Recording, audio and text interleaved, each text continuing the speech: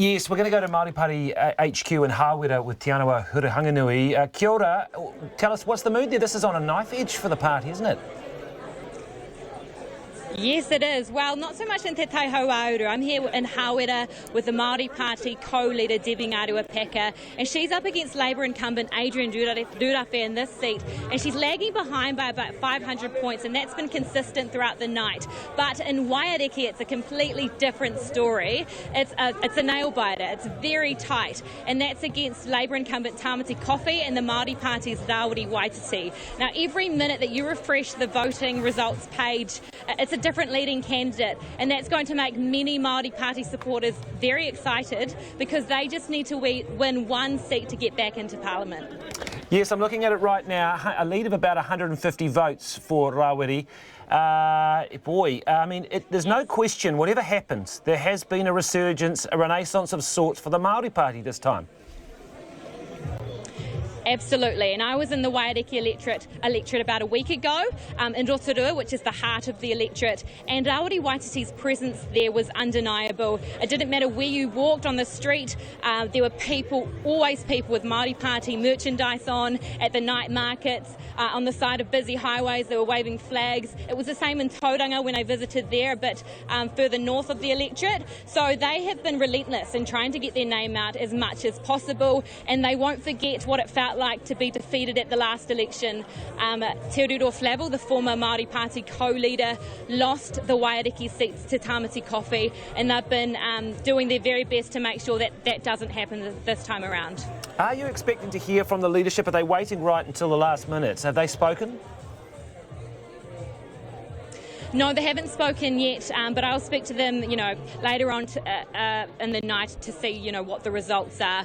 Debbie Ngaruapeka, the co-leader of the Māori Party, who I'm with here in Hawera, she's been really positive, relentlessly positive actually, all night, despite being lagging behind a little bit, trailing behind Adrian Durafe, but she's very excited about the Waiariki results. As you can probably hear, the crowd here go absolutely wild every time the Waiariki results come up on the big screen, so they're really counting on him to get the Māori Party back in.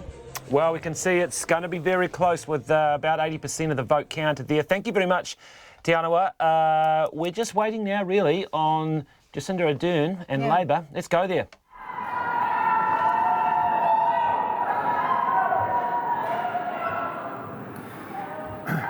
Folks, a year ago I started a tale, a story with a chapter yet to unveil, of the world of lights and some pretty ugly taniwha, of a guy called Kelvin Davis and a joke that has gone too wide and too far. After that speech, I had a few requests. To up my game, I said I'd try my best. So you've probably guessed by now the speech will all rhyme. Apologies if it gets annoying, but 10 minutes is a long time. So, let's begin where I ended. Taniwhas descending on our land to bring the world of hope and light to a cold, dark, blue end. The taniwhas, they move closer and closer to the light, marching in unison, right, not left, just right, until a man named Todd Muller yelled, "Why are we all following this Simon Bridges fella?" "I'll lead you," he said, "Nikki K by my side. Make me the leader of this blue taniwha pride." They voted. Todd won with a majority of more than 10. Just like his cap read, he was ready to make New Zealand great again. So, yeah. So That that's leader Kelvin didn't- Davis, who's obviously the warm-up act for the An leader of interesting the speech there. Yeah, interesting speech, all rhyming apparently, and potentially going for 10 minutes. So we'll save you from that in the meantime, but we will go straight back there as soon as the Labour Party leader arrives. Just looking at the numbers as we've got them at the moment, Corin, we've got 79.1% counted, Labour on 49%, so just dropping marginally there. But it's not assisting the National Party. They're still sitting on 27%.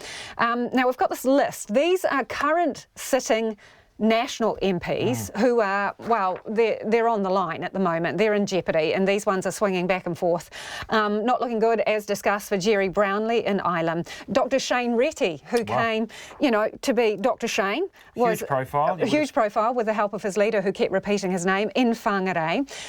Dr. Nick Smith, Nelson, a seat that he's been in for some time. Jonathan Young in New Plymouth. See, that was just it's a classic one. You would not have thought that was in play. And I'm sure, like Ireland, they wouldn't have thought that was. Yep, and Dan Bidwar, Northcote, obviously took over that seat from Jonathan Coleman in the by-election, and again, he is in jeopardy there too. Harete Hepango in Whanganui, also on the cusp there. David Bennett, Hamilton East. Tim McIndoe in Hamilton West. Lawrence Yule in Tukituki. Ian McKelvey in Rangatike, and Chris Bishop in Hutt South. Now, this list does not include Nationals candidates. Doesn't include national MPs who are running in a national held seat for the first time, right? So like Rangitata, because that's also kind of looking a bit dodgy. But these are current sitting national MPs who went into this election in those seats, and Just shows you the red tide that the is red tide washing coming there. through.